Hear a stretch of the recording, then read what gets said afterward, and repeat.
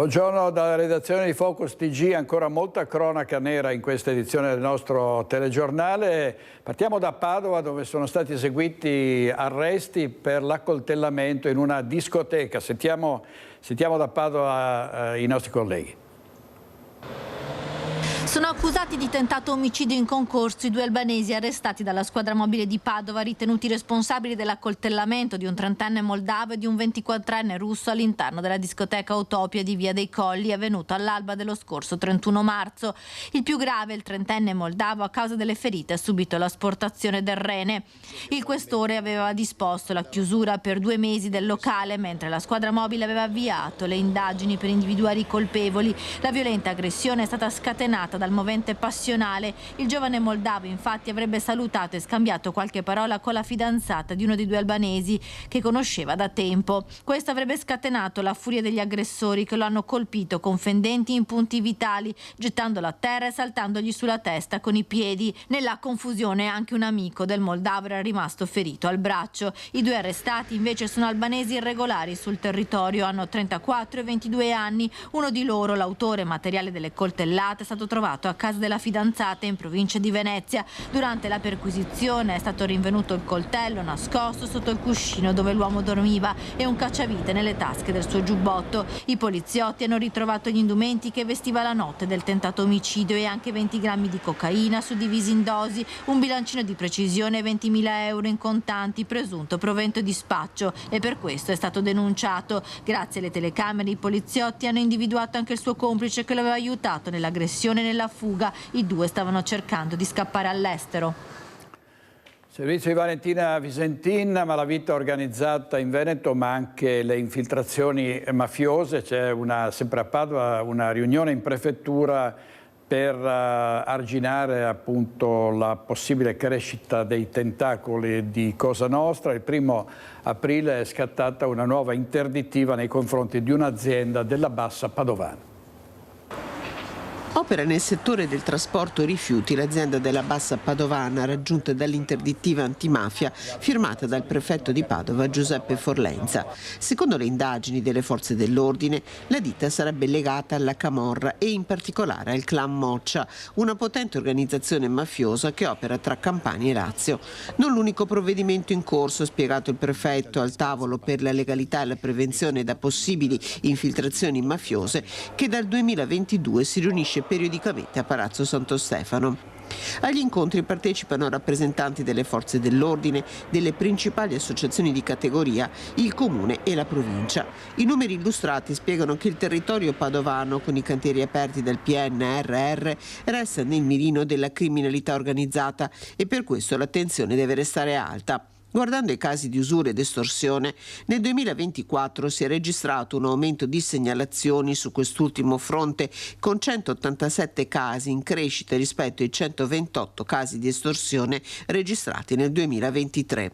Si allarga nel frattempo il fronte di attenzione della prefettura, che a breve firmerà un nuovo protocollo di legalità con i comuni nel settore turistico-alberghiero e della ristorazione.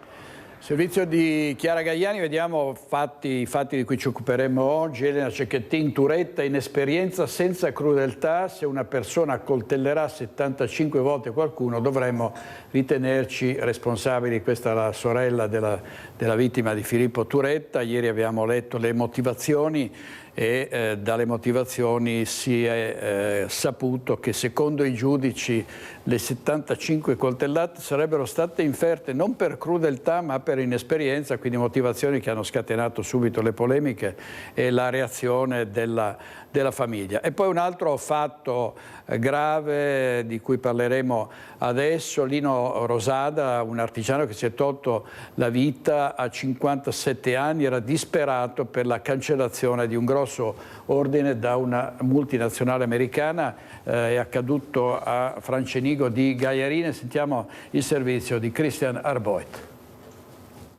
La comunicazione è stata che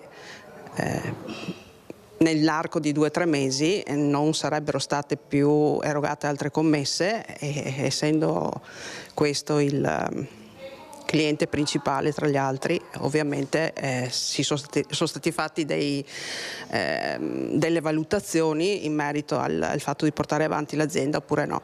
e questo ovviamente è un passo pesante per tutti. La perdita di quella commessa, cruciale per il proseguimento della sua impresa, era diventata evidentemente un macigno per Lino Rosada, 57enne di Francenigo, trovato senza vita domenica mattina dal padre. Un gesto estremo, quello dell'uomo che lascia attonita un'intera comunità dove era molto noto, e sotto shock le sorelle Maria Assunta e Katiuscia. Proprio Katiuscia, accanto a Lino, portava avanti da decenni l'attività familiare specializzata in schede elettroniche. Il committente, una multinazionale americana con sede in Germania, aveva trasmesso la sua comunicazione a fine marzo. Da lì la decisione per fratello e sorella di voltare pagina. Si è discusso insieme sul nostro futuro, se era sostenibile o no portare avanti l'azienda, e abbiamo deciso di comune accordo che il passo sarebbe stato quello di chiudere e di rimetterci in gioco, però con un'attività da dipendente. Insomma, mio fratello aveva già diversi colloqui, e fra l'altro anche in questi giorni, e quindi non ho mai avuto nessun segnale che potesse avere un crollo così. È un fulmine a ciel sereno. Il 57enne probabilmente già viveva un periodo di fragilità dopo la morte della madre. Le sorelle stanno affrontando tutto con estrema dignità. C'è tanto dolore e non ho la minima intenzione di lanciare accusa contro qualcuno o sicuramente di andare a mettere il dito contro qualcuno. C'è un grande dolore che dobbiamo sopportare. Non vogliono strumentalizzazioni Katiuscia e Maria Assunta. I dazi, per essere più chiari, non c'entrano nulla. Credo che le decisioni dell'azienda siano state ben più pregresse di quello che sta facendo ora la politica americana. Restano il ricordo del fratello, molto attivo nel volontariato e appassionato di aeronautica, e un messaggio a chi sta vivendo un momento difficile. La cosa che bisogna fare è parlare, non aver paura del giudizio degli altri e di chiedere aiuto, perché c'è sempre qualcuno in ascolto e sempre qualcuno che può aiutare. È sensibile, sì, perché era molto sensibile, molto attento alle piccolezze che ti capitavano, sempre presente. Una persona anche garbata, che sapeva stare al suo posto e rispettosa di tutti. Una tragedia che ci riporta agli anni in cui registravamo quasi ogni giorno i suicidi di imprenditori. All'epoca si trattava di cartelle spaventose di Equitalia che arrivavano alle aziende. Molti industriali imprenditori non avevano retto al colpo e si erano tolti la vita, e adesso siamo in una fase per le imprese molto difficili, dove in questo caso non c'entrano i dazi, ma dove i dazi sicuramente provocheranno delle grosse difficoltà anche qui in Veneto. Adesso andiamo in diretta da Chiara Gaiani e da Cristian Roque Allende a Codevigo, perché c'è stato l'ennesimo incidente sulla Romea, la strada della morte, 3 morti nell'ultimo sinistro. È davvero una situazione che non si sa, evidentemente non si è riusciti a risolvere. Andiamo in diretta. Chiara Gaiani, a te la linea, Chiara. Direttore, buongiorno ai telespettatori. Con Cristian Roque Allende ci troviamo con il sindaco di Codevigo, che ringraziamo, Ettore Lazzaro. Sì, ieri pomeriggio l'ennesima strada lungo questa strada, la Romea, che vedete continua a essere trafficatissima tutte le ore del giorno e della notte. L'incidente è avvenuto tra l'altro all'altezza di un autovelox. Allora, prima di sentire il sindaco, vi proporrei il servizio che è stato realizzato questa mattina con il servizio di Valentina Visentini, immagini di Francesco Ratai. Ho visto solo il camion che usciva di strada e è buttato giù lì, ma altro non ho visto. Poi sono corso lì a vedere, ma l'autista non aveva niente, perlomeno. E il resto ce n'era uno che si muoveva e basta. Una strada con una lunga storia triste negli anni. Non si contano più i morti lungo la statale Romea. L'ultima strage ieri pomeriggio all'altezza di Crosara di Codevigo, dove si uniscono le province di Padova e Venezia. 3 amici morti mentre stavano viaggiando in direzione di Chioggia. Avevano 68, 67 e 53 anni. Paolo Tagliaferri, Pietro De Gidio e Pasquale Spagnolo, tutti residenti a Ferrara. I primi 2 sono morti sul colpo, incastrati nelle lamiere della Renault Scenic. Pasquale spagnolo portato in elicottero all'ospedale di Padova e spirato poco dopo era in condizioni disperate. All'origine dell'ennesimo incidente mortale sulla Romea pare ci sia una manovra azzardata. L'auto con a bordo i 3 amici avrebbe tentato un sorpasso, ma si è prima scontrata contro l'autocarro che trasportava legname e poi si è schiantata contro il guardrail. Un impatto violentissimo. L'autista del mezzo pesante, un 54enne di Giavera del Montello, è rimasto leggermente ferito, non è riuscito ad evitare l'impatto. La procura di Padova ha aperto un'indagine, il camionista potrebbe essere iscritto nel registro degli indagati per omicidio stradale plurimo, un atto dovuto per consentire tutti gli accertamenti che dovranno chiarire la dinamica dello schianto mortale. I rilievi sono stati condotti dalla Polizia Stradale di Pieve di Sacco, il tratto della Romea è rimasto chiuso per ore. Ecco, davvero un ennesimo pomeriggio da dimenticare per questa strada, l'ennesima tragedia. Sindaco Ettore Lazzaro, sindaco di Codevigo, nei 9 chilometri di strada Romea che interessano il suo comune ci sono 4 incroci, resta una strada davvero molto pericolosa, ci sono dei lavori che voi attendete da anni da ANAS e che ancora non vedono la luce. Sì, diciamo che ANAS in un progetto ampio di messa in sicurezza statale Romea nel nostro territorio sta progettando 4 rotatorie rispettivamente nei 4 incroci di nostra competenza. È una collaborazione che sta andando avanti da un po' di anni perché noi, per quanto riguarda la parte amministrativa, ci prodighiamo per coadiuvare ANAS nelle varie progettazioni. Speriamo di vederne i frutti, io spererei al più presto possibile. Nella 516, che è l'altra statale che si unisce alla 309, hanno iniziato ed è partito un primo cantiere. Speriamo sia il primo di una serie di cantieri che sicuramente daranno, almeno per i nostri cittadini che usufruiscono della statale in attraversamento o la percorrono per raggiungere le varie frazioni e il capoluogo, diventeranno sicuramente motivo di essere e di utilizzare la statale in sicurezza. L'altro aspetto poi che soffriamo è i pullman di linea che passano per la statale e che raccolgono i nostri studenti, si trovano poi a doverla attraversare quotidianamente. La realizzazione di questi interventi metterebbe in sicurezza anche l'attraversamento poi dei pedoni, soprattutto i nostri studenti e lavoratori che utilizzano i pullman. Sindaco, lei questa strada la conosce bene, possiamo definirla un sopravvissuto della Romea. Nel 1974 c'era anche lei in un pulmino finito proprio in questo canale che vediamo, un canale nuovissimo. Lei è uno dei pochi sopravvissuti di quella strage. Sì, diciamo che il pulmino è andato giù in una laterale della Romea, comunque un po' più avanti dal punto in cui ci troviamo ora, ed è andato nello stesso canale che costeggia la Romea. Purtroppo negli anni abbiamo vissuto, e lo dico con un po' di rammarico, per noi residenti ci stiamo anche quasi abituando. È grave dire una cosa del genere, che ci stiamo abituando, perché succedono mortali. L'anno scorso, tanto per dare un dato, nei nostri 9 chilometri ci sono stati 6 mortali. Quest'anno partiamo con un primo incidente con 3 morti e questo è molto grave. Dicevo, l'abitudine è una cosa grave, fare abitudine su queste cose. Speriamo che, ripeto, la messa in sicurezza dia un aiuto nel limitare questi eventi, e poi un mio punto personale di vista: serve prudenza e attenzione quando si percorre la Romea. A volte io la percorro quotidianamente perché abito in una laterale della statale, quindi o la attraverso o la percorro per qualche chilometro, e ho fatto più tentativi. I tempi di percorrenza della statale non cambiano se uno mette in atto una guida di ricerca del sorpasso all'ultimo minuto, tanto per anticipare, piuttosto che correre tranquillamente con i limiti di velocità.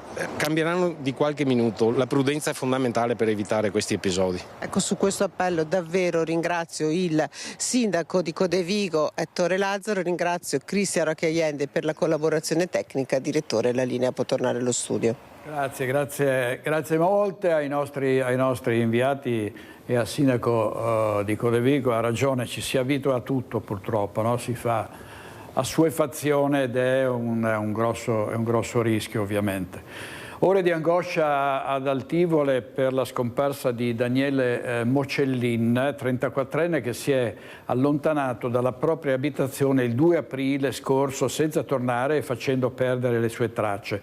Mocellin è alto circa 1,80 di corporatura media, ha capelli corti di colore castano tendente al rosso e occhi verde marroni. Si è allontanato con una vettura Renault Scenic di colore nero avente targa EB 830ZX e al momento dell'allontanamento probabilmente indossava jeans di colore blu scuro e felpa di colore chiaro. Chiunque possa aver avvistato l'interessato possa riferire informazioni utili ai fini delle ricerche attualmente in corso, è pregato di contattare il 112 dei Carabinieri. C'è stato un incendio doloso a Miane dove un 55enne ha bruciato l'auto della convivente, c'è stato momenti di panico tra i residenti, il rogo vicino ai contatori del gas, il 55enne è rientrato a casa già nel pomeriggio di ieri. Abbiamo paura, ovviamente, affermano le persone che vivono nel quartiere. Prima lo scoppio, poi le fiamme altissime che hanno come squarciato la notte alle porte di Campea, frazione di Miane. Sono da poco passate le 2 in via Cavallotto, ad andare a fuoco una Porsche Panamera, la mobilitazione generale. Io ho usato più condomini che potevo perché purtroppo è vicino ai contatori del gas e la preoccupazione era quella, insomma. Ho avvisato a tutti di chiudere il gas dentro e dopo ci siamo allontanati. C'è stato panico. Certo. Sul posto arrivano i carabinieri di Cison di Valmarino e i vigili del fuoco da Vittorio Veneto. Si capisce subito che si tratta di un incendio doloso. Ad appiccarlo un 55enne di origini inglesi, convivente della proprietaria 61enne dell'auto. Abita a ridosso del luogo del rogo in una palazzina. È lui stesso ad ammetterlo, dicendo ai militari di averlo fatto in un momento di nervosismo. La Porsche non era utilizzabile perché sotto sequestro amministrativo dopo una sequela di violazioni al codice della strada. Lo stesso 55enne riporta delusioni lievi e rientra a casa nello sconcerto generale nel pomeriggio. L'uomo è infatti noto per atteggiamenti aggressivi. I residenti hanno paura. Lei da ieri sera che noi siamo ansiosi e lui non è la prima volta che fa queste cose. Toni accesi e strattonamenti sarebbero dunque frequenti. La situazione è monitorata dai carabinieri. La notte scorsa però si è superato il segno e ora il timore che possa ricapitare in questo angolo di Miane. Si chiede un intervento urgente. Allora, il servizio di Christian Arboit, vediamo i titoli del Corriere del Veneto, l'apertura Elena Cecchettin, la sorella di Giulia, sulle motivazioni della sentenza contro Filippo Turetta. Sentenza segna un terribile precedente. Turetta la sentenza perché le 75 coltellate a Giulia per i giudici non sono crudeltà, e questa è la domanda che si pongono molti, perché i giudici hanno motivato nella sentenza dicendo non si è trattato di crudeltà ma di inesperienza, al che molti dicono cos'è, bisogna diventare esperti in accoltellamenti. Indignazione ovviamente tra amici, conoscenti, soprattutto la famiglia di Giulia Cecchettin. Andiamo in diretta a Vigo Novo, davanti a casa Cecchettin c'è Ilaria Marchiori con Alberto Pivetta. A te, Ilaria. Sì, buongiorno direttore, buongiorno ai nostri telespettatori. Esatto, sono già molte le reazioni, tra cui quella appunto della sorella di Giulia, Elena Cecchettin, di cui ha anticipato i contenuti questo post su Instagram, che ha deciso di scrivere proprio all'indomani della pubblicazione delle motivazioni della sentenza che hanno portato all'ergastolo per Filippo Turetta. E proprio questa ha fatto discutere le motivazioni per quanto riguarda l'aggravante della crudeltà, che era stata richiesta ma poi non è stata tenuta in considerazione, proprio perché è stata appunto motivata con l'inesperienza. Così è stata definita, un termine che lascia a dir poco effettivamente perplessi. Ma proprio poco fa io sono riuscita a parlare con l'avvocato di Gino Cecchettin, Stefano Tigani, che ovviamente non vuole, preferisce non commentare la decisione dei giudici, per cui lui ha sempre detto di avere molto rispetto per il lavoro anche egregio che è stato fatto in tutti quei mesi, di non volerle appunto commentare a mezzo stampa, ma ora di analizzare tutte le 143 pagine delle motivazioni che hanno portato a questa sentenza e poi decidere ovviamente insieme alla famiglia il da farsi. Però mi ha anche voluto specificare proprio questa cosa, perché ovviamente chi non mastica di linguaggio giuridico rimane, come dicevamo, perplesso da questa motivazione, giustificazione che è stata data nel non aver dato l'aggravante della crudeltà, quindi questa inesperienza, perché dice non necessariamente 75 coltellate dal punto di vista giuridico, lo ribadiamo perché è importante specificarlo, sono motivo per concedere un'aggravante come quella della crudeltà, e dunque una volta lette con chiarezza tutte le motivazioni decideranno il da farsi con la famiglia. Gino Cecchettin al momento ha preferito non fare alcun commento, anche perché l'avvocato Tigani gli ha fatto avere queste 143 pagine con le motivazioni, e dunque anche lui avrà bisogno del suo tempo per poterle leggere. Come potete immaginare non sarà certo semplice, perché sarà come ripiombare ancora in quei giorni e nei giorni poi del processo. Ma sentiamo nel dettaglio quelle che sono state appunto le motivazioni in merito appunto alla sentenza in questo servizio.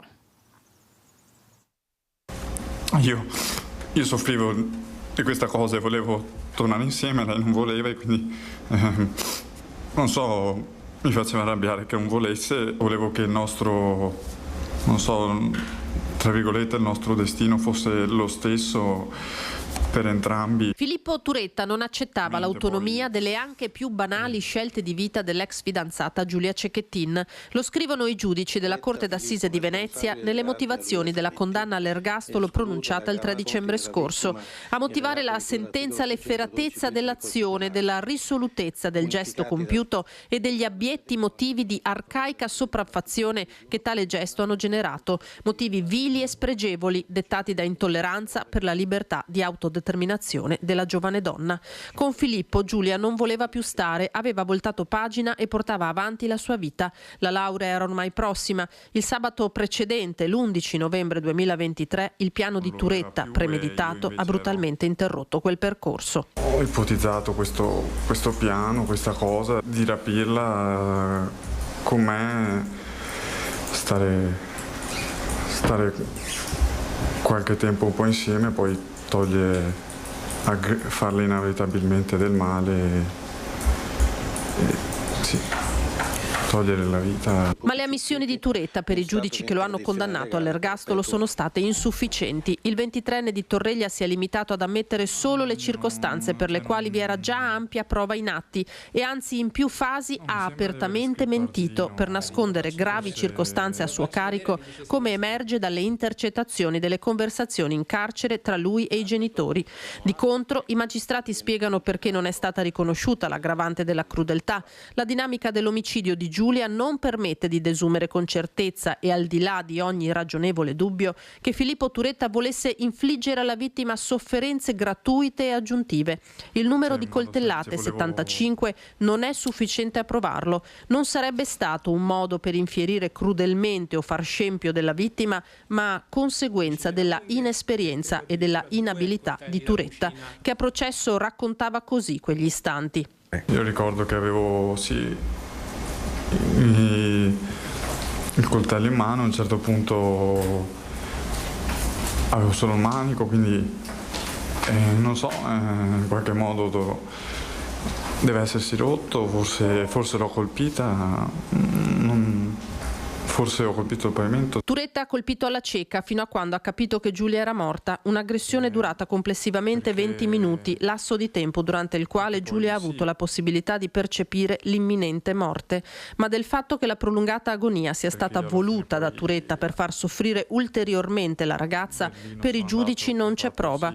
Un delitto dopo il quale il ragazzo ha tuttavia mantenuto lucidità e razionalità, dimostrata dalla chiara e innegabile volontà di nascondere il corpo in modo quantomeno da ritardarne il ritrovamento.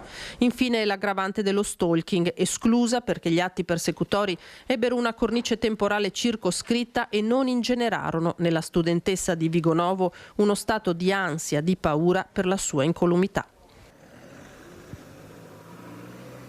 E come dicevamo poco fa, questa mattina la sorella di Giulia, Elena Cecchettin, ha subito commentato attraverso un post su Instagram queste motivazioni, parlando di una sentenza simile, con motivazioni simili in un momento storico come quello in cui stiamo vivendo. Ha scritto: non è solo pericolosa ma segna un terribile precedente. Secondo Elena fa la differenza a riconoscere le aggravanti, perché vuol dire, ha scritto ancora, che la violenza di genere non è presente solo dove è presente il coltello o il pugno, ma molto prima, e significa che abbiamo tempo per prevenire gli esiti peggiori. Sapete cosa ha ucciso mia sorella? Ha concluso: non solo una mano violenta, ma la giustificazione e il menefreghismo per gli stadi di violenza che anticipano il femminicidio. Parole molto chiare. E questa mattina anche il ministro Matteo Salvini a Pordenone ha commentato questa sentenza con le motivazioni appunto che sono state pubblicate. Quindi sentiamo proprio le parole di Matteo Salvini. Io qui da Vigonovo restituisco la linea. Imbarazzante e vergognoso. Imbarazzante e vergognoso nel momento in cui tutti ci stiamo impegnando per ridurre questi odiosi atti di violenza nei confronti delle donne. Dire che 75 coltellate non sono frutto di violenza ma sono frutto di inesperienza è tragica. Spero che si siano spiegati male, perché se ci fosse veramente scritto così sarebbe drammatico. Se non bastano 75 coltellate a provare la violenza di qualcuno, rischiamo veramente di andare nel caos.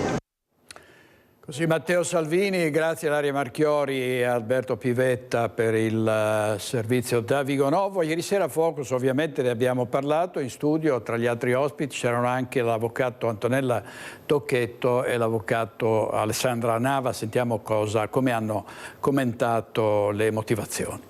In quella discussione di quel periodo là. Spiace però che purtroppo sia servito a poco, perché negli ultimi giorni 2 ragazze giovani, tra l'altro nel caso di Palermo la ragazza quasi non lo conosceva, perché questo si era infatuato, l'aveva vista e la stalkerizzava pur non essendo nemmeno stati insieme, insomma. Quindi diciamo che colpiscono molto queste cose, perché sono dei ragazzi giovani, hanno la vita davanti e non si rendono conto che un no ci sta, quanti ne abbiamo presi tutti noi, quanti ne abbiamo dati tutti noi, ma che la vita è molto lunga e che i rapporti con l'altro sesso o i rapporti di costruzione di una famiglia, comunque di una vita affettiva, passano anche attraverso i no. Ecco, questo è veramente crudelissimo e dispiace che giovani donne abbiano perso la vita. Certo, i Turetta, come dire, faranno la loro vita in carcere, ma se questi fatti non servono a cambiare la mentalità e a far ragionare i giovani, è un problema sul quale noi tutti adulti dobbiamo lavorare molto, ma molto. Avvocato, ma può esserci un attenuante per l'inesperienza? Cioè, è mai possibile? Allora, ricordiamo che Turetta è stato condannato all'ergastolo. Sì, però. Perché il reato che ha commesso, per determinate circostanze che adesso non siamo qui a rifare il processo, sono state tali per cui la condanna è stata quella dell'ergastolo, che come sappiamo è la condanna massima, insomma, che prevede il nostro codice penale. L'aggravante della crudeltà, non l'attenuante di non aver dato no, chiedo scusa, ma è un passaggio importante, perché non è neanche magari un messaggio che possiamo far passare, quello per cui i giudici non hanno valutato il numero delle coltellate che sono state inferte a questa povera ragazza, perché non è il numero delle coltellate che determina quella circostanza aggravante specifica, ma io non ho letto ancora tutte le motivazioni, ma da quello che è stato riferito, laddove si dice inesperto non crudele, significa che la circostanza dell'aggravante e della crudeltà richiede un quid pluris diverso, e cioè occorre che l'autore del reato si prospetti la possibilità, anzi abbia la certezza che col suo agire provochi certamente un dolore enorme, ma lo faccia scientemente, cioè quasi, mi si passi il termine, purtroppo è un passaggio abbastanza delicato, quasi a scegliere, per così dire, i punti dove colpire al solo scopo non soltanto di uccidere, ma...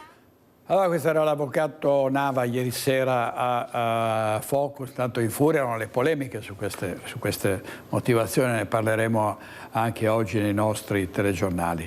La lotta contro la criminalità e la diffusione dei reati in provincia di Vicenza da parte dei carabinieri, anche una troupe di Rete Veneta è salita sul loro elicottero per documentare una maxi operazione. Vediamo il servizio di Daniele Garbini. Lotta alla criminalità e ai comportamenti irregolari che infrangono la legge. Quotidianamente i vicentini assistono impotenti a ripetuti episodi delittuosi che minano il senso di sicurezza. Per questo da tempo i cittadini chiedono sempre più insistentemente alle forze dell'ordine maggiori controlli. Oggi i carabinieri del nucleo provinciale hanno disposto una maxi operazione che ha interessato i comuni a nord del capoluogo. 90 uomini, 45 pattuglie hanno messo in campo simultaneamente quello che effettuano quotidianamente. Un elicottero del 14° nucleo del reparto volo di Belluno ha permesso di documentare dall'alto le diverse operazioni, da Vicenza a Bassano del Grappa, passando dalla Valle del Chiampo attraverso Schio e Tiene. Insieme al nucleo ispettorato del lavoro e ai carabinieri forestali stiamo controllando e stiamo facendo delle verifiche sia in aziende che in attività commerciali per eventuali violazioni in normativa sulla misura di lavoro. È un'attenzione particolare alle truffe, dove oggi registriamo un incremento di questi reati e molte volte proprio attraverso questi servizi vengono captati, intercettati le persone che a terra hanno già magari truffato degli anziani oppure sono in procinto di farlo. Sono stati controllati inoltre allevamenti ed esercizi commerciali per verificare il rispetto della normativa ambientale. Controlli campione inoltre lungo le principali arterie stradali per scoraggiare i reati predatori. Una dimostrazione dell'operatività che vuole rafforzare soprattutto il senso di sicurezza percepita della cittadinanza, che non viene quotidianamente tenuta al corrente della complessa gestione complessiva del lavoro di prevenzione dei reati. Stiamo sorvolando Bassano, che è territorio molto delicato perché è al confine anche tra la provincia di Padova e direzione Trento, dove poi si arriva anche verso gli altopiano di Asiago. Per noi, per il controllo del territorio è sempre fondamentale, come dicevamo e come state vedendo, il controllo delle arterie stradali, soprattutto della pedemontana. Per la cronaca, i numeri dell'operazione hanno visto l'identificazione di 337 persone, il controllo di 286 veicoli e elevate 12 sanzioni al codice della strada. Una persona è stata denunciata per il possesso di 5 involucri contenente 9 grammi di hashish e altri 8 grammi di marijuana. Inoltre sono state elevate 2 sanzioni rispettivamente di 14.000 euro e 9.000 euro per la violazione delle norme sulla sicurezza dei luoghi di lavoro, nonché la sospensione dell'attività. Bene, qui la nostra troupe a bordo dell'elicottero dell'Arma, però sentiamo altri particolari che abbiamo raccolto dagli ufficiali dei Carabinieri. Sentiamo.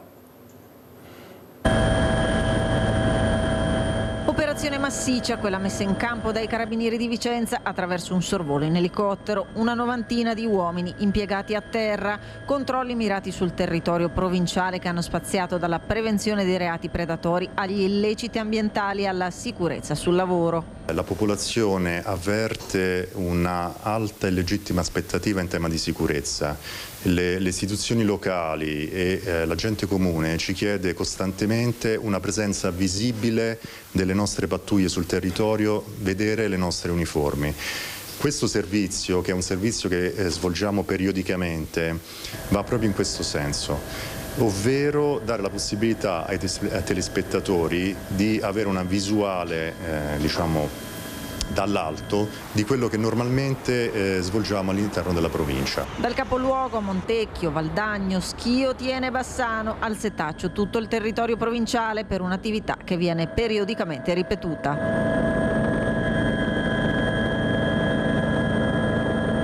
Il servizio si è mosso su molteplici direttive. La prima è stata quella finalizzata come sempre alla prevenzione dei reati predatori, quelli chiaramente che sono avvertiti maggiormente dalla nostra comunità, come furti, rapine, anche truffe che si verificano spesso appunto nel territorio. Ci siamo avvalsi della professionalità dei carabinieri forestali che si occupano principalmente dei illeciti reati ambientali che purtroppo hanno visto la nostra provincia recentemente assurgere alle cronache nazionali. Per quanto riguarda invece il tema sulla sicurezza del lavoro, anch'esso molto importante per una provincia con una vocazione imprenditoriale come la nostra, abbiamo effettuato dei controlli in varie attività dislocate nella provincia. Servizio di Luisa Bertini, adesso vediamo i controlli dei carabinieri tra Vittorio Veneto e Pieve di Soligo, da parte dei carabinieri Vittorio Veneto con il battaglione Mestre, patenti mai conseguite, denunce per spaccio in questo primo bilancio dell'operazione in queste zone. Sono stati giorni di controlli straordinari nel quartiere del Piave con i carabinieri di Vittorio Veneto che hanno battuto il territorio con i colleghi delle squadre di intervento operativo, il SIO del 4 battaglione Mestre, sorvegliati speciali la statale di Alemagna, la stazione di Vittorio Veneto, ma anche il centro di Pieve di Soligo, dove dopo una segnalazione di schiamazzi notturni è scattata una denuncia per spaccio di droga con 8 grammi di cocaina trovati nell'abitazione di un 22enne. Sempre a Pieve di Soligo un 52enne è stato condotto in carcere dopo aver violato gli arresti domiciliari. A Colle Umberto il caso più eclatante, con un uomo di 56 anni denunciato per guida senza patente, documento mai conseguito, nonché recidivo. Controlli che erano stati richiesti anche in un recente incontro in prefettura dei sindaci dell'area, in particolare Vittorio Veneto, dopo un inizio anno difficile. Penso che anche la zona alta del Trevigiano sia una zona che ormai è attenzionata rispetto ai furti, agli episodi di microcriminalità, e quindi per questo ringraziamo anche le forze dell'ordine che hanno accolto questo appello da parte di tutti gli amministratori. Sappiamo anche che il personale a disposizione non è sempre il massimo, nel senso che naturalmente facciamo i conti anche con le forze che mette a disposizione l'Arma, però certo che avere una cosa più strutturata sul territorio aiuterebbe. La sindaca di Vittorio Veneto, Mirella Bagliara, microfono di Lucio Zanato. Adesso vediamo un flash mob notturno di Fratelli d'Italia sul piazzale della stazione di Venezia per la sicurezza e in solidarietà con per le forze dell'ordine. Secondo il partito il decreto sicurezza darà presto buoni risultati. Sul decreto sicurezza ci sono state proteste dell'opposizione e anche manifestazioni di piazza in varie città con scontri tra manifestanti e forze dell'ordine. Fratelli d'Italia, l'Italia se ne sta. Le note dell'inno di Mameli riempiono il piazzale della stazione ferroviaria di Venezia. È un flash mob notturno degli iscritti dei circoli di Fratelli d'Italia di Venezia, Mestre e Lido Pellestrina per ringraziare le forze dell'ordine ed esprimergli vicinanza e riconoscenza per il loro sempre più complesso lavoro. Noi stiamo lavorando affinché sul territorio ci sia una sicurezza non solo percepita, ma sicurezza reale.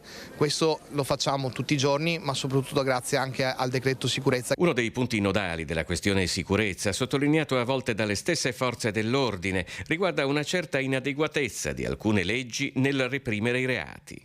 Anche il termine baby gang è un termine sbagliato, perché sono dei veri e propri criminali che vandalizzano le nostre città e mettono in sicurezza, tutto attaccato naturalmente, le nostre realtà, e quindi penso che il governo Meloni su questo stia facendo molto. Naturalmente i risultati si vedranno da qui a qualche mese. Al flash mob sono presenti anche i consiglieri comunali di Venezia. Aspettiamo fiduciosi, confidiamo appunto che nei prossimi mesi si possa vedere un miglioramento ulteriore alla situazione. Al rinnovo del Consiglio Comunale non manca molto, e qui stasera si tratta di un tema tradizionalmente forte in ogni campagna elettorale. Inseriamo di nuovo la sicurezza come nostro primo punto per la prossima campagna elettorale, perché la sicurezza è un bene sociale, è un bene primario, è un bene di cui devono godere tutti i cittadini della città. L'ultimo pensiero rimane comunque a tutti quegli uomini e donne in divisa che quotidianamente svolgono un mestiere estremamente impegnativo. Ogni giorno e ogni notte sono a presidio della nostra città, sulle nostre strade, sotto alle nostre case e davanti alle nostre attività commerciali, e quindi uno slogan potrebbe essere meno paura e più sicurezza. Servizio di Filippo Fois. Ieri abbiamo ospitato proprio qui a Focus TG Patrizio Miatello dell'associazione Zelino da Onara, che ci ha anticipato la notizia di una manifestazione a Treviso venerdì alle 18 in piazza Insurrezione dei risparmiatori truffati, e oggi è arrivata, dopo 10 anni di processo, la sentenza definitiva del crack della Banca Popolare di Vicenza, con sconti di pena per Gianni Zonin e gli altri imputati.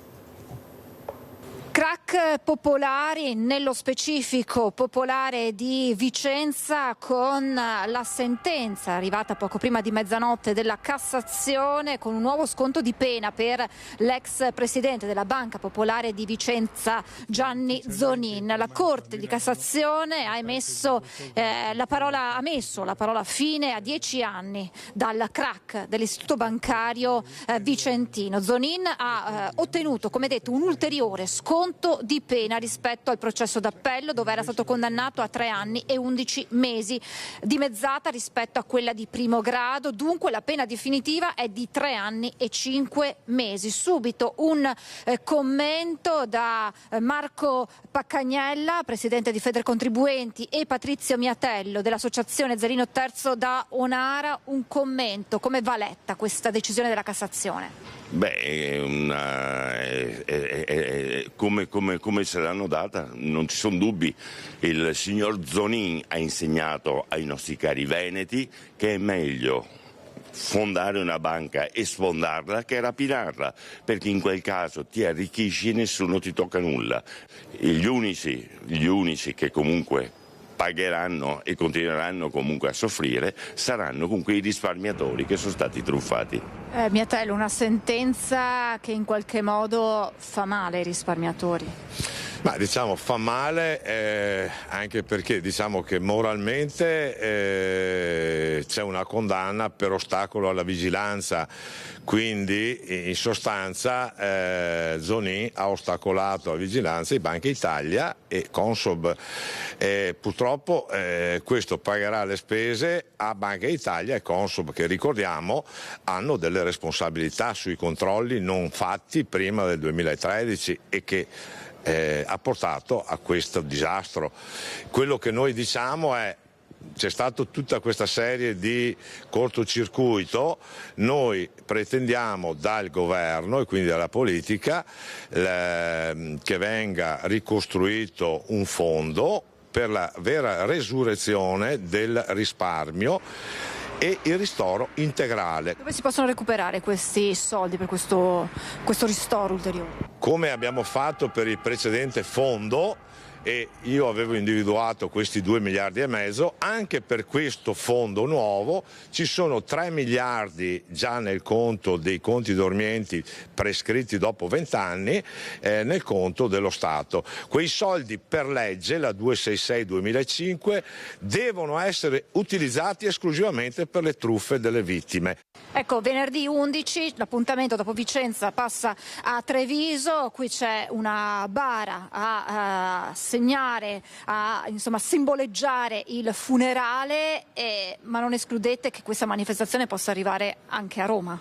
No, è nel programma di arrivare a Roma, a meno che venerdì abbiamo invitato tutti i parlamentari veneti e attendiamo che si facciano avanti in molti e ci dicano no, la prendiamo in mano noi la situazione e ristoriamo tutti i truffati, comunque i risparmiatori truffati. Questo è fondamentale. Se arrivano in numero sufficiente da potersi dare delle garanzie e prendersi degli impegni, a Roma non ci andremo, altrimenti andremo a Roma e andremo a Roma a farci sentire per bene.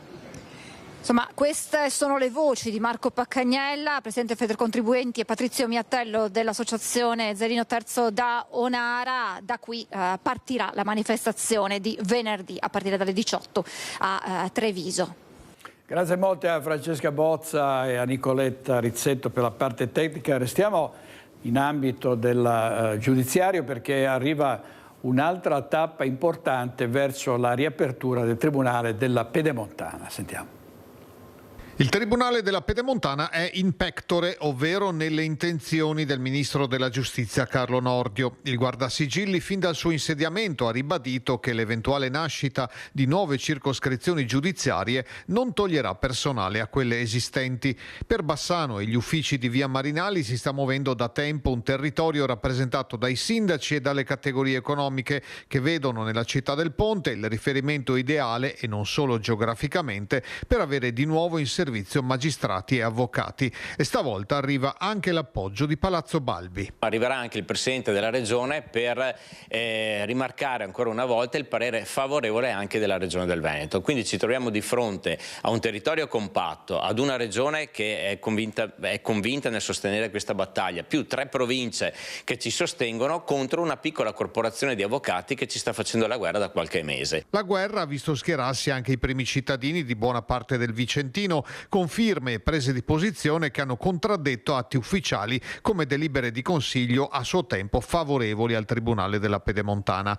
Giovedì alle 11 in Sala Chilesotti lo schieramento del sì sarà ancora più visibile e compatto. Un messaggio chiaro e diretto che vogliamo lanciare a Roma, in modo che il Ministro Nordio quanto prima possa portare questo disegno di legge all'attenzione del Consiglio dei Ministri per poi iniziare l'iter a livello parlamentare. Rossano Calabro, Alba e Lucera sono le altre sedi interessate dalla nuova geografia giudiziaria. Da nord a sud c'è una richiesta chiara di territori che chiedono un potenziamento di questo servizio, che è fondamentale non solamente per i cittadini ma anche per le imprese. Quindi mi auguro veramente che il governo adesso proceda. Il territorio l'ha dimostrato più volte di essere unito e compatto, uno dei territori più produttivi non solamente a livello nazionale ma anche a livello europeo, quindi penso che il Veneto meriti un nuovo presidio di giustizia. Noi sindaci rappresentiamo quasi 500.000 di abitanti, quindi voglio dire un peso diverso rispetto ad una piccola lobby che fa i propri interessi ma che non rappresenta la volontà dei cittadini di questo territorio.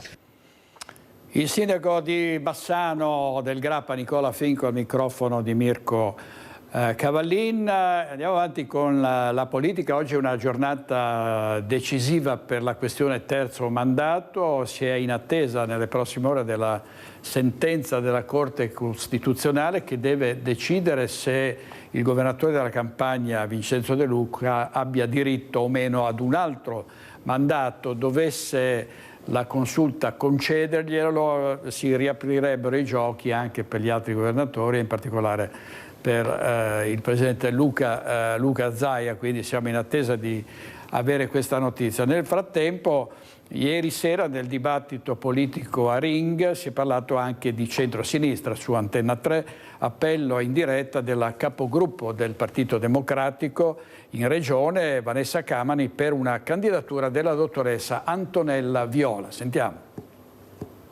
Ma Antonella Viola io credo che sia una donna intanto, e questo depone assolutamente a suo favore, che ha dimostrato di avere delle competenze tecniche e anche il coraggio di dire delle cose scomode. Per il centro-sinistra e per me in particolare sarebbe un onore se la dottoressa Viola accettasse questa sfida, anzi approfitto per fare un appello pubblico, sarebbe una bellissima candidatura per il centro-sinistra. Quindi Viola non ha accettato ancora la candidatura, no? Ma insomma immagino che ci sia una spero, anzi io non l'ho sentita, quindi diciamo posso solo riportare i miei auspici, immagino ci sia una riflessione in conto, spero che la voglia di raccontare una storia nuova insieme al partito, ai movimenti civici, alle forze progressiste possa essere determinante. Io penso, ma questa è veramente la mia opinione personale, non voglio dare etichette alla posizione del centro-sinistra o degli alleati, che Antonella Viola sia una donna che ha una storia da raccontare, e se decidesse con grande generosità di mettere a disposizione del centro-sinistra e delle forze progressiste sarebbe una buona notizia. Crisanti qui settimana scorsa, lo dicevo prima, non so se l'ha visto, no? Ha detto che preferirebbe che si spostassero invece queste elezioni, no? Perché il centro-sinistra è in ritardo. Figuriamoci poi se dovessi essere io il candidato, dice Crisanti. Non credo sia così, quindi diciamo è un'opzione che Crisanti valuta. Perfetto. È un periodo ipotetico dell'irrealtà, diciamo. Cosa, che lui sia candidato o che si spostino le elezioni? Allora, io credo che ci sia una linea del partito che è decisa dal gruppo in Consiglio regionale, dalla segreteria regionale, e che è quella di chiedere fortemente il voto a scadenza naturale, cioè settembre, ottobre, mi pare. Però dice che siete in ritardo con l'individuazione del candidato, no? E quindi con la proposta da fare, alternativa al centrodestra. Questo dice Crisanti, per quello è meglio che sia io o meno, dice, fossi io sicuramente vorrei, ormai è tardi nel 2026 e non quest'anno, e fosse comunque... Mi pare che neanche il centrodestra abbia il candidato e neanche la coalizione, siamo perfettamente in linea, stiamo cercando di capire cosa non irrilevante e che solo in Veneto è in discussione a proposito della stranezza della nostra democrazia, quando si vota e se finalmente Zaia è un'esperienza politica archiviata. Così Vanessa Camani ieri sera a Ring, ospite del vice direttore di Media Nord-Est Ferdinando Avarino. Vediamo invece a Focus cosa ha detto tra gli altri Gian Antonio D'Arè, ex europarlamentare, sulla questione terzo mandato. Mi ricandido, se no diventa come il faraone, cioè finché c'è vita fa il faraone e comanda. Non è così, quindi credo che sia una sentenza già segnata. È chiaro che da domani inizieranno le guerre atomiche per capire chi su ogni partito, su ogni movimento politico, chi farà il presidente. È chiaro che la battaglia sarà nel centrodestra, perché in Veneto i numeri danno il centrodestra ampiamente avanti al centrosinistra, e quindi si parlerà da domani chi farà il presidente. Non si parlerà certamente di programmi per il nostro Veneto per i prossimi 5 anni, perché fino adesso ho solo visto chi dovrà fare e qual è che sarà, tocca a me, tocca a te, tocca a lui, Zaia sì, Zaia no, e quindi da domani quantomeno viene fatta luce sulla fine di un'epoca che giustamente ha governato per 15 anni, e nel bene e nel male, con le critiche, che naturalmente chi sta all'opposizione critica perché è il suo mestiere, chi ha governato dice ho fatto bene, fa parte della politica. La regione l'ho vissuta perché un mandato con Padrini l'ho fatta, e quindi capisco, è un centro di potere molto importante, si gestisce la regione, pensi, decidi, programmi e fai. Alla sera alle 7 sei, dopo aver fatto politica diciamo a Venezia, sei sul territorio, quindi hai un contatto diretto con i cittadini. Per me è stata un'esperienza straordinaria, bellissima, assieme a quella del sindaco per me è stata le due cose più belle. Meglio che l'Europarlamento. No, l'Europarlamento non vedevo l'ora di finirla, non vedevo, ma lo dico con serenità. Sì, ci crediamo. Perché Flavio... Così Gian Antonio D'Arè ieri sera a Focus. Intanto continua la guerra dei dazi, si è inasprito lo scontro tra Stati Uniti e Cina. Il presidente Trump addirittura ha messo dazi a Pechino del 104%. Siamo andati a sentire i cittadini, qui siamo con Monica Smiderle a Bassano del Grappa. Penso che i dazi facciano male a tutti, penso che se si potesse bisognerebbe non rispondere con altri dazi ai dazi americani, perché si crea una situazione di escalation, e quindi questo è il mio parere. È una guerra commerciale che la preoccupa? Sì, mi preoccupa, come penso debba preoccupare un po' tutti, perché sicuramente aumenteranno anche tutti i prezzi per la gente comune. Rischio ovviamente quello del crollo delle vendite e poi della perdita di posti di lavoro. Sì, quello è un rischio reale. Disastro, perché penso che tutti non ne vengano fuori puliti, diciamo. Quindi è un male per tutti? Penso di sì. Poi vediamo alla lunga cosa verrà fuori, però. Chi ci rimetterà di più secondo lei? Tutti, anche l'America stessa. Ne arrivano qui a Bassano turisti americani? Ogni tanto sì, in questo momento non tanto, però ogni tanto sì, anche perché quando vengono anche a visitare il museo. Non mi preoccuperei tanto, perché penso che prima o dopo Trump cambia atteggiamento, perché sinceramente lui fa tutto un bluff e dopo magari andando avanti cambia, secondo me, è solo per vedere come si comportano gli altri. Certo che i mercati finanziari hanno preso uno scossone non da poco. Certo, senz'altro c'è qualcosa, una mossa così e scatena qualcosa. Penso senz'altro che le cose cambieranno in qualche mese, vedrà che le cose andranno in meglio secondo me. Dobbiamo solo avere pazienza, è inutile prendere le cose in fretta. L'unica è rassegnarsi e aspettare un attimo, perché muoversi vuol dire creare solo lo spolverone per niente. È tutta una montatura, è tutta una cosa che passerà in poco tempo. No, per me la nostra economia non ne subirà, anche perché i prodotti che abbiamo noi li vogliono. Per cui... Quindi secondo lei il consumatore americano è disposto a pagare tanto, a pagare di più pur di avere prodotti italiani? Per quello che ne so io sì. Siamo messi un po' male con questi dazi qui, perché adesso inizia a salire un po' tutti i prezzi e quindi siamo un po' preoccupati, diciamo. Trump, secondo lei, dove vuole arrivare con questa guerra commerciale? No, non glielo so dire, perché è imprevedibile Trump, quindi non si sa quello che vuole, cosa vuol fare, a dire il vero. Non riesco a capirlo. La preoccupazione penso che sia condivisa anche da parte dei cittadini americani, perché anche l'altro giorno si vedeva sulle news, effettivamente erano tutti al supermercato ad accaparrarsi gli ultimi prodotti magari europei piuttosto che asiatici, pur di evitare poi un innalzamento dei prezzi anche per loro.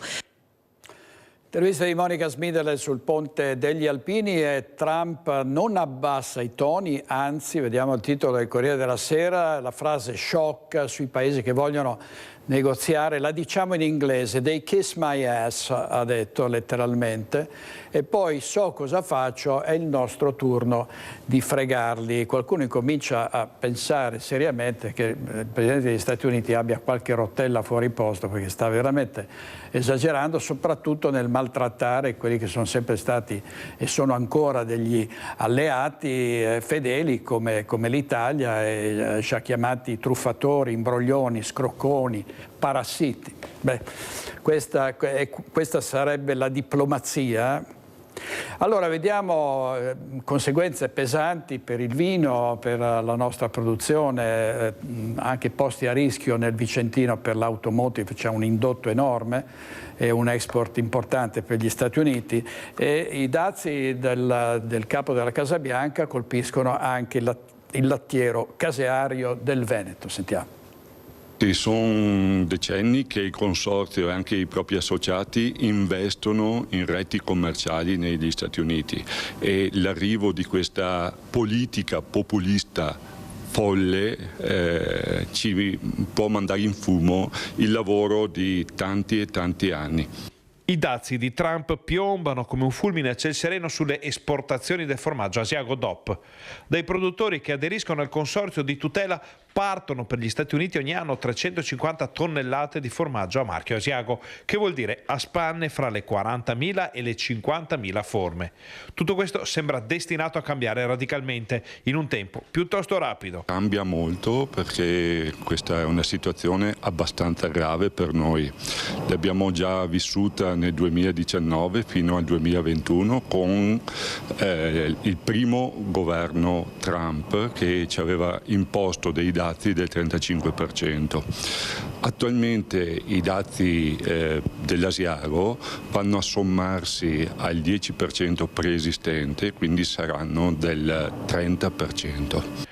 Gli Stati Uniti rappresentano il primo mercato estero per l'Asiago, quindi sono comprensibili le preoccupazioni del settore. Il mercato americano rappresenta il nostro primo mercato di riferimento per quanto riguarda l'export. Circa il 25% del nostro formaggio esportato va negli Stati Uniti, quindi una grossa perdita. Calcoliamo che circa il 40% degli americani preferiranno non acquistare più formaggio Asiago DOP. Se oltre l'Oceano Atlantico la faccenda si fa complicata, il mercato però può guardare in altre direzioni. Il consorzio Asiago, grazie anche alla comunità europea, con i vari accordi che ha concluso anche ultimamente in giro per il mondo, in primis con il Mercosur, ma anche con il Messico, con il Canada, con il Giappone, ci dà la possibilità di poter esportare in altre aree del mondo. Noi da parte nostra stiamo investendo molto anche nel sud-est asiatico con un programma di investimenti in Corea, in Vietnam e anche a Taiwan. Allora andiamo in pubblicità, 1 minuto e mezzo con i nostri registi Andrea Basso e Italo Morao. State con noi.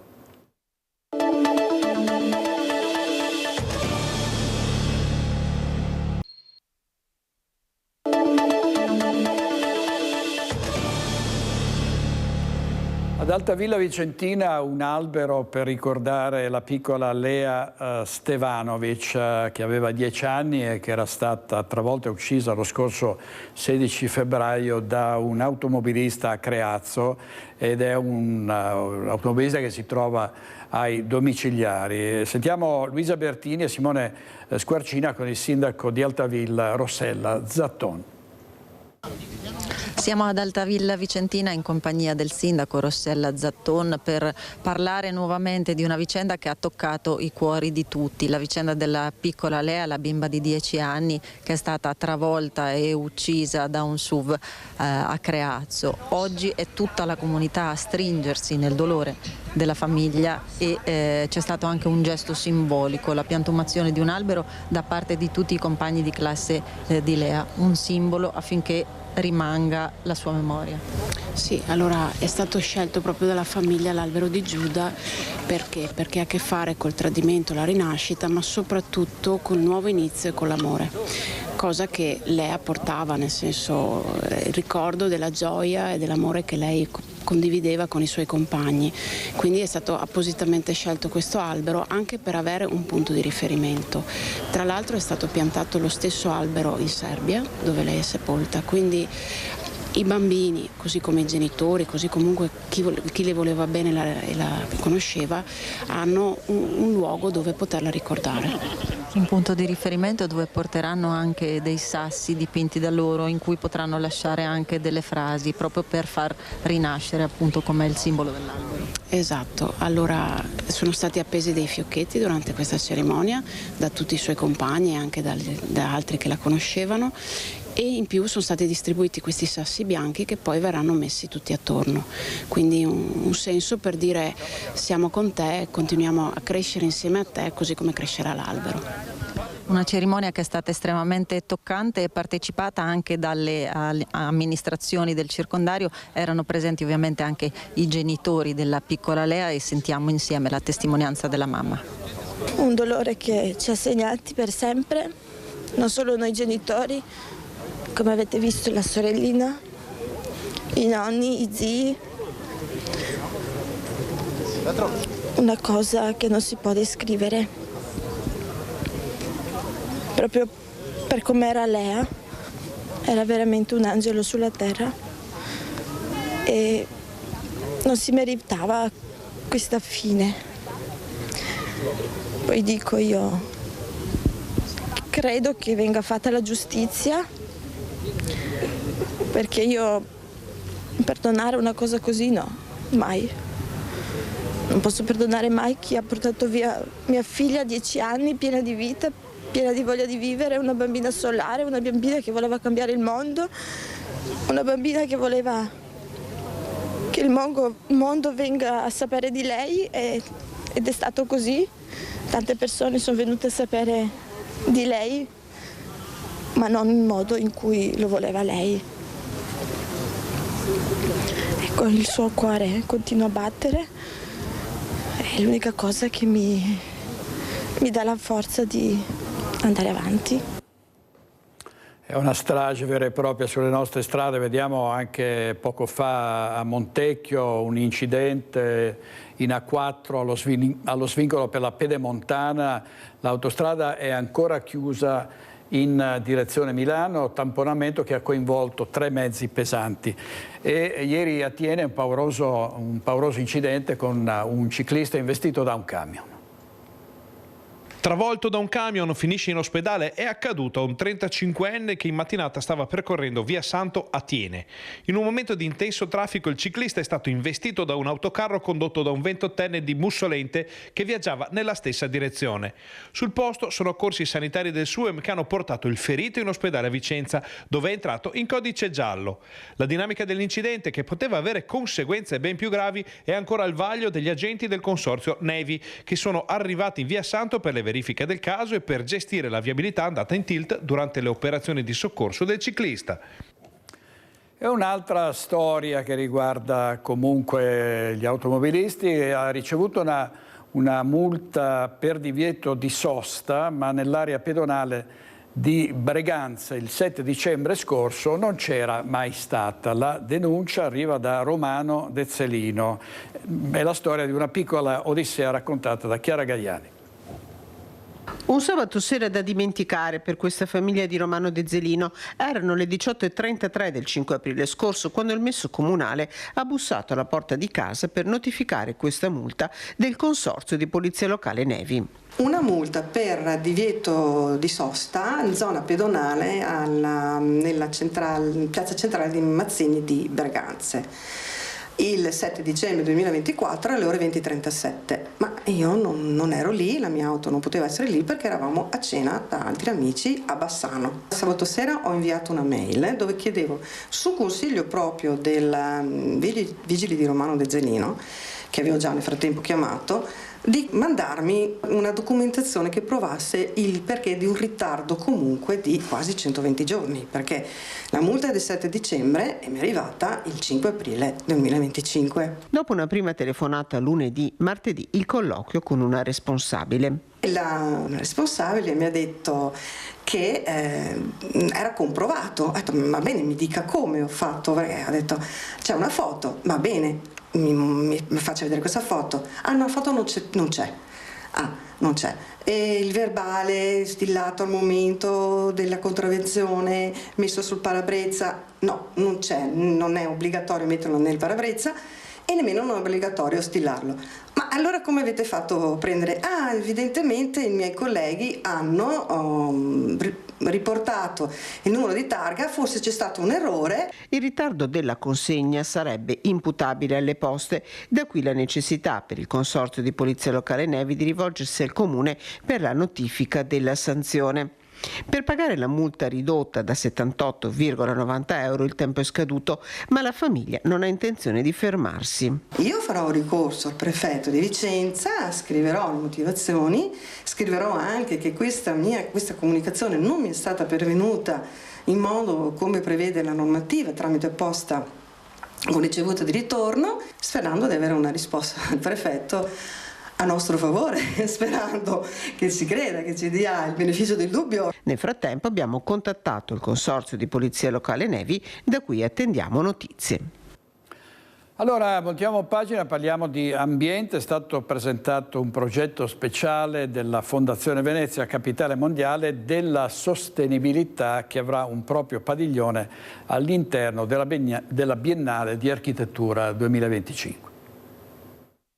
Dopo aver attraversato la lunga stagione in cui si dice salviamo Venezia, adesso è il momento in cui Venezia salva il resto del mondo offrendo sé come modello. Intelligent Venice è il progetto speciale che la Fondazione Venezia, Capitale Mondiale della Sostenibilità, presieduta da Renato Brunetta, porterà all'interno della prossima Biennale di Architettura 2025, un evento unico, una mostra all'interno di un padiglione dedicato che ospiterà le intelligenze di Venezia con 4 curatori di spicco: Benno Albrecht dell'Università IUAV di Venezia, Renato Brunetta, l'ex sindaco di Venezia e già ministro dei trasporti Paolo Costa e Pierpaolo Campostrini del consorzio Corriera.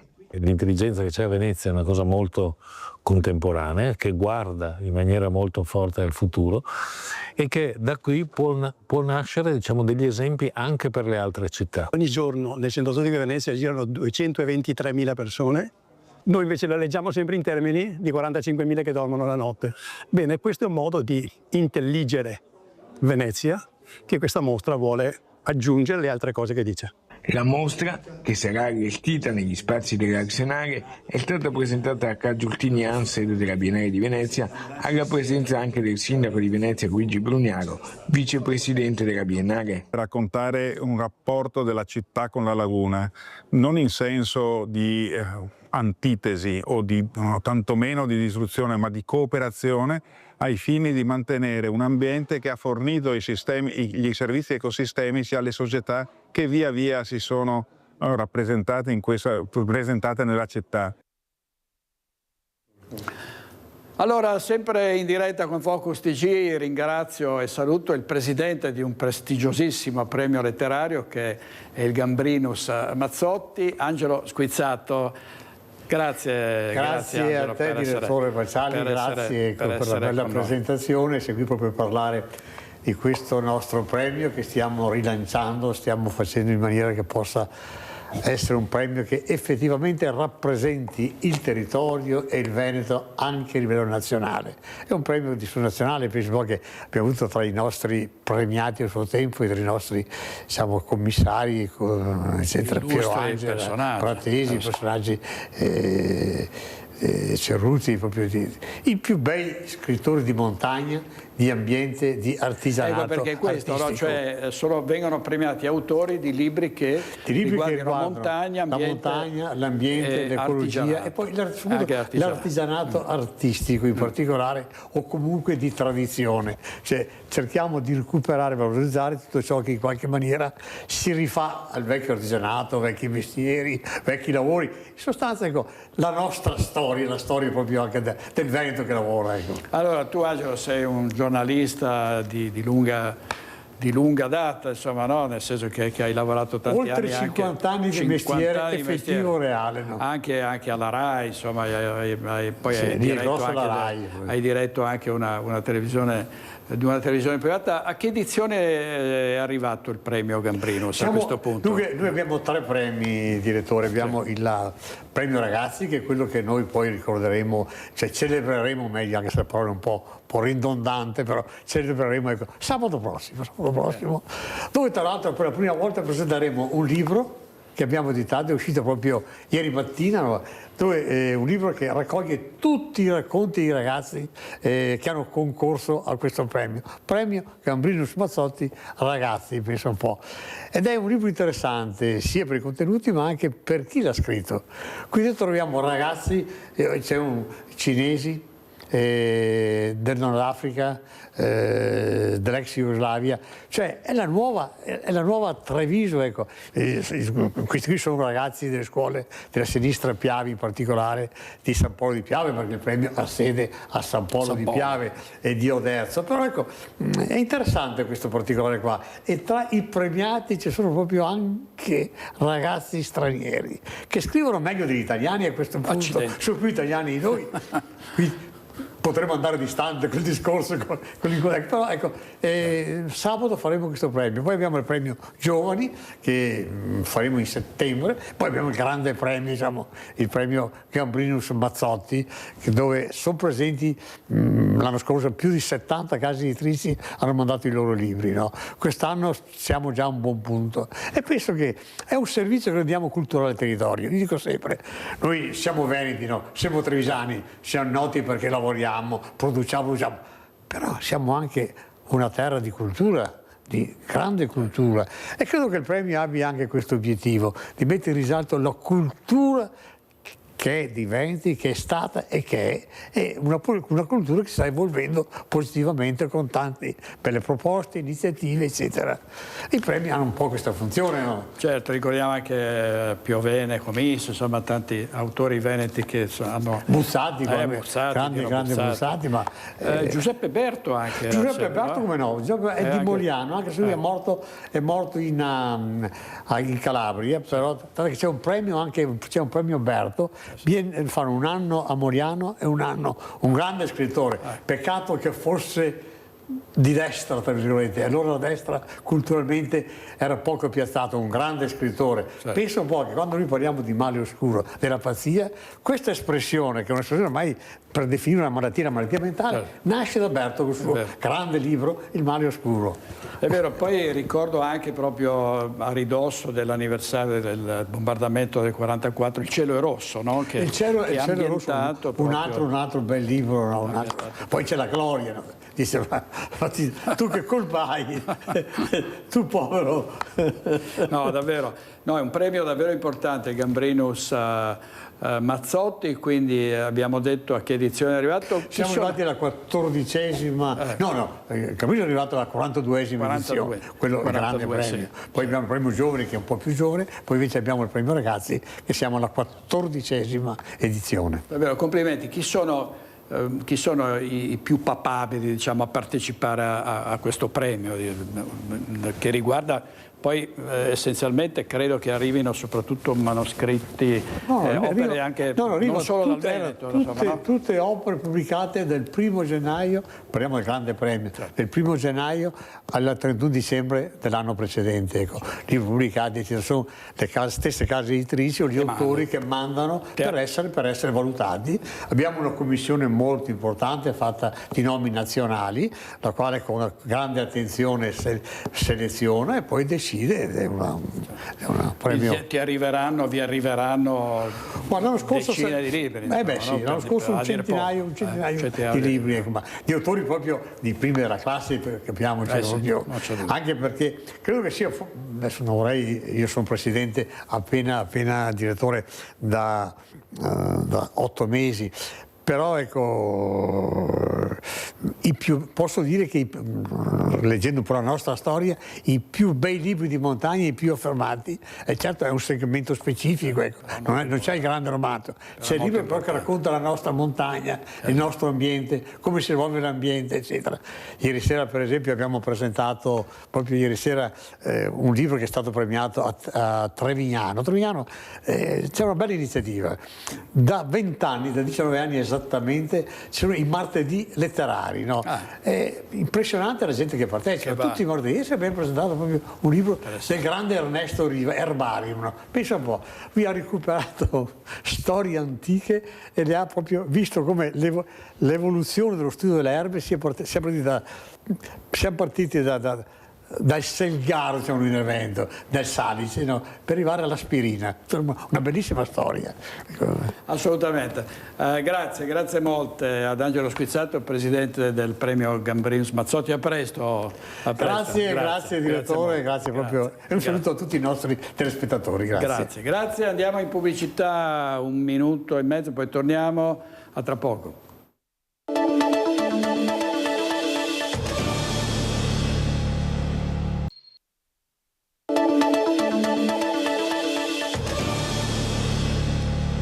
Andiamo col nuovo palazzetto dello sport di Venezia che sta sorgendo nella zona di Tessera, dove è stato posato un anello di 1600 quintali sollevato da 4 gru. Sentiamo Filippo Fois. Che cosa avete posato oggi? Oggi abbiamo posato la prima parte della copertura di quello che sarà il palazzetto del basket multifunzionale e da qui, dal cuore della copertura, partiremo poi con tutti il resto a raggiera delle reticolari che arriveranno al perimetro dove si appoggerà su delle colonne. Ci dà un po' di dati sull'anello, quanto pesa, quanto ci è voluto per tirarlo su? Beh, l'anello abbiamo iniziato a presiomarlo 2 settimane fa, è composto da circa 166 pezzi e ha un diametro di 19,5 metri, pesa 1650 quintali e l'abbiamo sollevato nel giro di un paio d'ore. Siamo arrivati alla posizione finale, siamo riusciti a liberare le gru e adesso... Quanti ce ne sono così in Italia? In Italia questa è unica nel suo genere, di palazzetti simili questo è un altro, sia in Italia sia in Europa. Una volta piazzato l'anello, che cosa succederà? Noi vediamo la prima parte della carpenteria che andrà a coprire tutto il palasport, di cui tutta la parte edile è stata seguita dalla mandataria del nostro raggruppamento CEV. Noi come MAIG abbiamo la copertura, la cupola che andrà a coprire l'intero stadio e poi tutte le parti di impianti sia meccanici sia elettrici sono fatte da 2 aziende di Milano, la Gianni Benvenuto e la Milani. Ora noi abbiamo installato oggi, dopo 2 settimane di presimaggio, il cuore di quello che sarà la copertura e da qui andremo a montare pezzo per pezzo le varie reticolari che si appoggeranno a questo anello e al perimetro esterno, al tamburo esterno di colonna. Da qui vediamo che non ci sono però delle gradinate nel lato più basso, diciamo, come mai? Non ci sono ancora, ci saranno. Al momento abbiamo bisogno degli spazi vitali per poter montare e finire l'opera e al livello 0, quello che sarà del campo proprio da basket o di altri eventi, ci saranno delle tribune retraibili che a seconda dell'evento che sarà svolto in questa arena saranno appunto o allungate per essere a ridosso del campo da basket o altrimenti aperte e racchiuse vicino alle pareti. I lavori stanno procedendo speditamente. Andiamo a Treviso, dove il sindaco Mario Conte ha risposto alla tirata d'orecchie dello sceriffo Gentilini, per la prima volta assente alla cerimonia del 7 aprile. Sentiamo. Anche questa volta ha ragione Giancarlo Gentilini, farò tesoro di questa sua osservazione come tutte quelle che quotidianamente fa, anzi colgo l'occasione di questo servizio per chiedere a Giancarlo Gentilini di continuare a darmi tutti questi consigli, perché effettivamente il prossimo anno ci organizzeremo, magari coinvolgendo anche la MOM, per tutti quei cittadini che poi sono anche i reali testimoni di quanto è successo, per agevolare l'arrivo in piazza. Quindi innanzitutto mi scuso con Giancarlo, però noi siamo andati avanti un po' come da abitudine, come organizzato negli anni scorsi. Il prossimo anno staremo più attenti, però devo dire che già quest'anno l'autobus comunque che si spostava dalla chiesa votiva alla piazza dei Signori lo abbiamo organizzato. Il prossimo anno cercheremo di capire se ci sono delle persone che hanno bisogno anche di essere realmente accompagnati a casa. Grazie a Giancarlo, mi scuso per questo piccolo disservizio, però faccio tesoro dei suoi consigli. Sindaco di Treviso Mario Conte, anche presidente dell'ANCI Veneto. Poco più di 2 mesi mancano alla Dunata Triveneta degli Alpini, che festeggeranno a metà giugno i 100 anni dalla fondazione della sezione di Conegliano. I preparativi ormai vanno avanti da almeno 6 mesi. Sentiamo Federico Fusetti. 3 giorni di festa, mancano 2 mesi alla Dunata Triveneta degli Alpini e Conegliano, che festeggia i 100 anni della sua sezione, il 13, 14 e 15 giugno sarà pacificamente invasa da 40.000 amici delle Penne Nere. Il lavoro di preparazione è iniziato più di 6 mesi fa.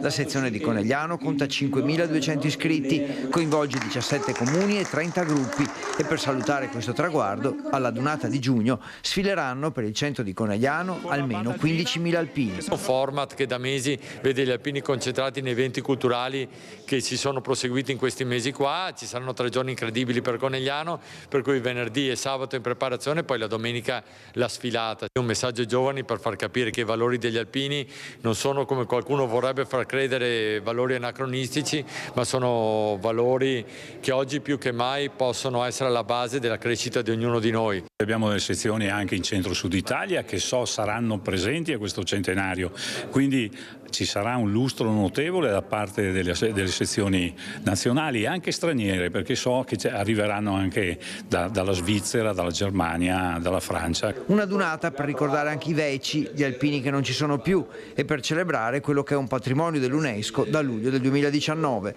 Abbiamo ancora numeri consistenti, stiamo lavorando anche con le truppe alpine, quindi i ragazzi che entrano nel corpo Corpo degli Alpini si tesserano con noi, quindi lo stato di salute è ottimo proprio per tutte le iniziative che vengono fatte dalle nostre sezioni in Italia e dai gruppi. Enorme l'impegno di volontari, saranno oltre 200 per garantire la sicurezza insieme alle forze dell'ordine. È un impegno soprattutto anche per i volontari che prendono parte, in quanto sacrificano la loro festa per riuscire a garantire un'adeguata cornice di sicurezza all'evento. Il momento clou la domenica mattina, dalle 7 l'ammassamento delle penne nere, poi il via alla sfilata, previste modifiche alla viabilità e sul sito della sezione le mappe interattive con tutte le informazioni. È iniziato il conto alla rovescia.